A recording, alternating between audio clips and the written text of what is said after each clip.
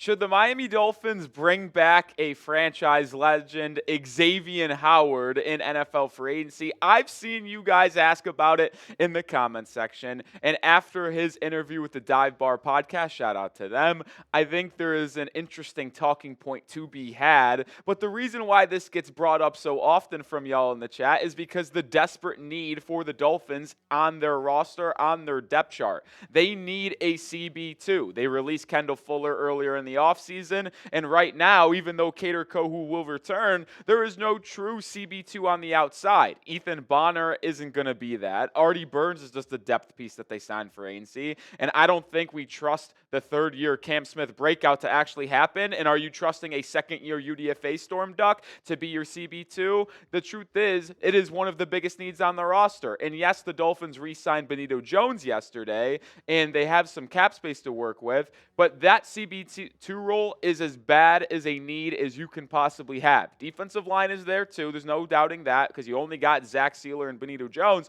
but you need a corner outside of Ramsey so bad that fans might be asking about Xavien Howard, if not one of these other free agents. And before we talk about the potential re-signing of Xavien Howard, he was a Dolphins legend, arguably the best corner in Dolphins history, the way he played over the last 7-8 seasons for Miami before not playing in 2024. I want to show him some love. Hit that thumbs up icon to show some love for Xavien Howard, so in case he comes across this video, he knows that Dolphins fans still love him.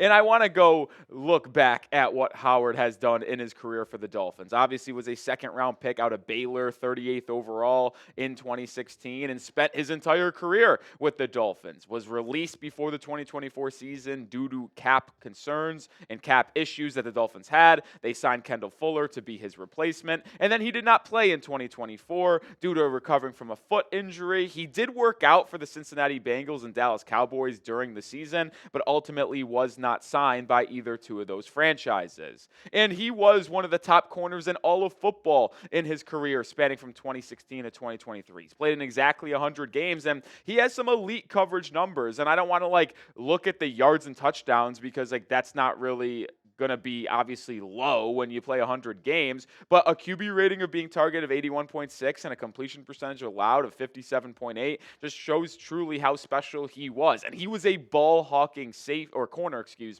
I mean, when he was a 2-time interception leader in the National Football League, that just tells you he knows how to get the interceptions. He knows how to read the quarterback. He knows how to make plays when the ball is in the air. Led the NFL interceptions in 2018 and 2022. Was a first-team All-Pro in 2020, second-team All-Pro in 2018, and was a 4-time Pro Bowler, one in 2018, and then 3 straight years, 2020, 2021, and 2022. So, based off the career numbers, the accolades with Miami, this is one of the best corners in that time span, but also in Dolphins history. So I could understand why some fans might want to kick the tires on Xavien Howard to see if he could have any football left, but I don't know if he does, which is what we'll talk about in just a second.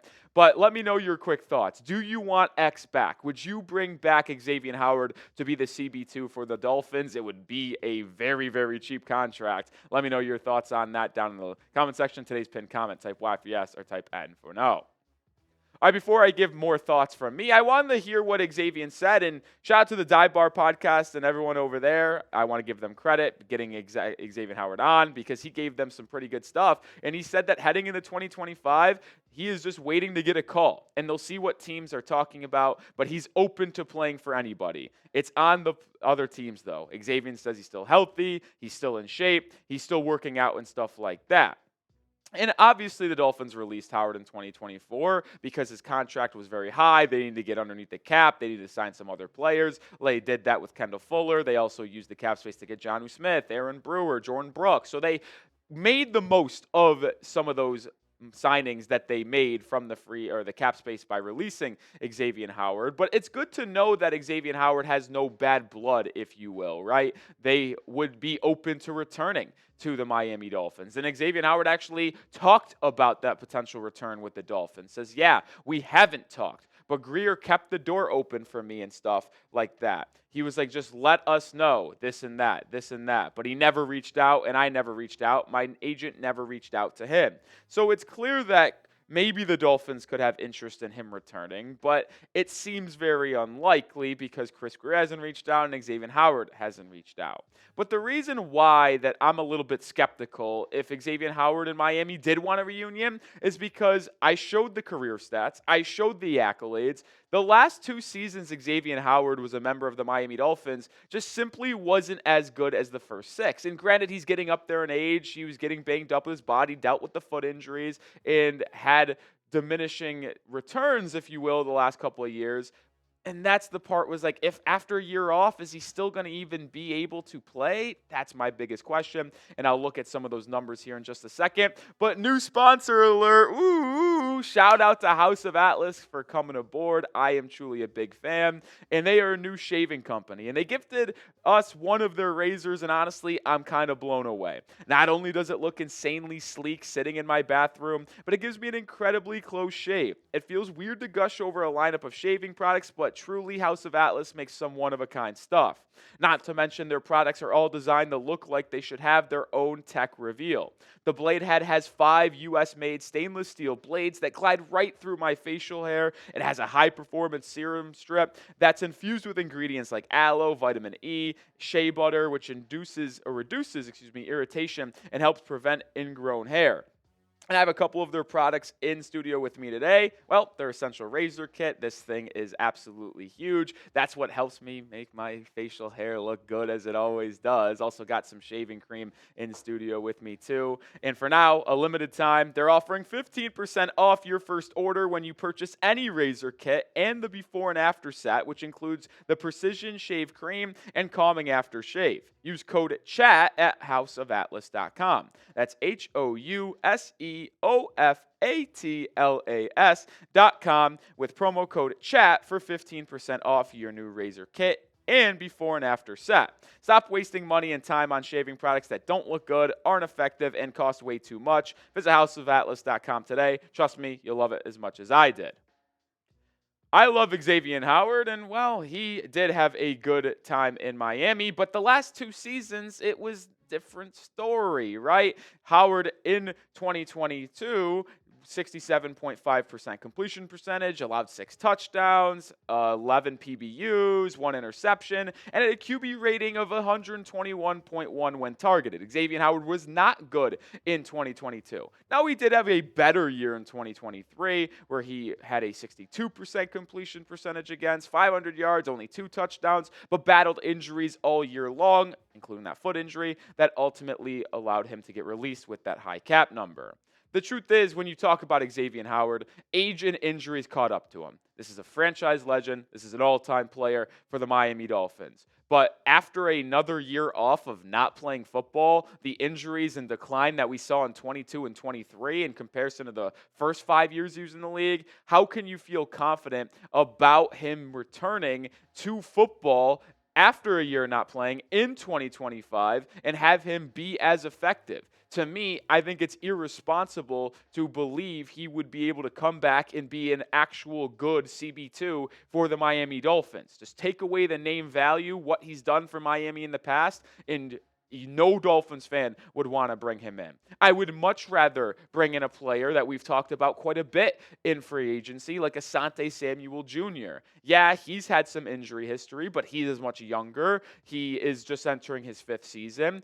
Good man-to-man guy on the outside, which I think could complement Jalen Ramsey quite well. And clearly, because he is still an NFL free agent, would be at least a little bit of a bargain signing, because if he was highly sought after, teams would be already having him in their locker room. And I'll tell you what, if the Dolphins make a move at corner, whether it's a crazy move like Xavien Howard or Asante Samuel Jr., we will have you covered. Want Dolphins news and rumors year-round? We're the channel for you. Subscribe today. So when you think of potential CB2 options, we just mentioned Asante Samuel Jr. I think another couple options in free agency are good veterans like Stephon Gilmore and Rasul Douglas. But I'm starting to think more and more that the NFL draft is the way the Dolphins are going to go about getting their next guy.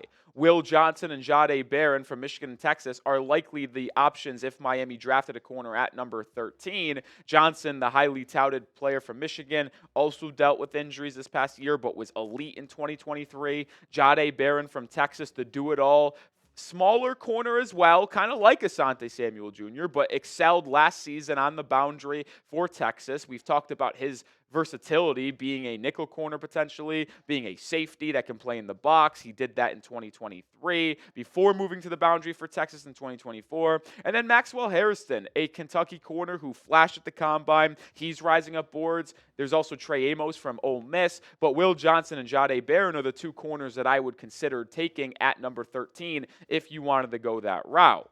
And what say you? What would you want? If you are perfectly scripting how the Dolphins address cornerback number 2 on this roster, which way would you go? Would you sign a free agent like Xavien Howard, Asante Samuel Jr., Stephon Gilmore, or Sue Douglas, or would you draft someone at 13 or 48 to be a starter? Because if you don't draft one in the top 50, well, then they're probably not going to be projected as a starter. I actually lean draft pick in a way. And if you watched our mock draft earlier today on the channel, I mentioned and talked about how I have Will Johnson as one of my top players on the board for Miami at 13. I think we have talked about this process about offensive linemen, defensive linemen, safeties, and with how the roster is shaping up post-free agency, CB2 is that need. And I don't know if I'd be willing to take a Derek Harmon or a Kenneth Grant at 13 with how deep this defensive line class is, because I think you can get a stud at 48 as well on that defensive front. I can't promise you the same thing with a cornerback at 48, but you can guarantee getting one because I know Will Johnson or Jahdae Barron will be on the board at 13. Two of them will not go before you are picking. So to me, maybe you go that route at 13, Will Johnson or Jahdae Barron, whichever one you like, and then you can go to the defensive line in round 2, and then you can go to safety in round 3. I know it's 3 straight defensive players, and we're not addressing offensive line here, but you need to get some young talent on this defensive line and in the secondary, and I think there are still some capable starting offensive linemen out there, like Brandon Scherf, Will Hernandez, that Miami could sign and plug in at left guard, so I think that's the way to go with CB number 2. And we'll have you covered the entire offseason, as I continue to mention. So hit that sub button, because when the Dolphins are making selections in April, we'll be live for the NFL draft. But if they sign another player, any news, rumors pops up, we'll have you covered. So join the channel today.